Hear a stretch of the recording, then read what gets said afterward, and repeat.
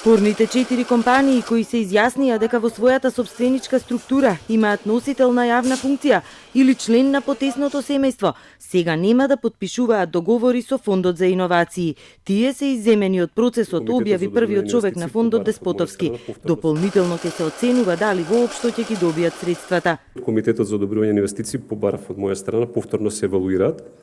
Веднаш кога ќе имаме став на комитетот, ќе ја известиме јавноста како и досега, така што за тие компании не потпишуваме договорите и одат повторно на постапка на евалуација.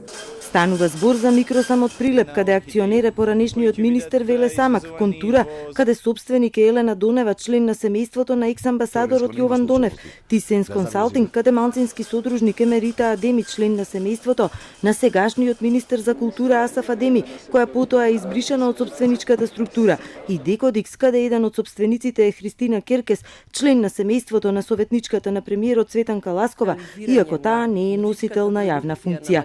Вице-премиерот Андјушев вели дека не учествувал во одлучувањето за 4 компании, бидејќи тоа не е негова работа, но тврди дека никој не добил и нема да добие пари од државата, се додека претходно не инвестира свои средства за намената за која аплицирал. За оние неспорни 73 фирми, за кои постапката на потпишување на договорите веќе трае, се очекува дека во наредните неколку недели проектите ќе почнат да се реализираат. Но она што сигурно можам да ви го кажам, дека пари се уште никој не добил, бидејќи парите се добиваат, и тоа е она што најважно сакам да го кажам, откако фирмите ќе ги покажат своите капацитети и ќе ги инвестираат своите средства.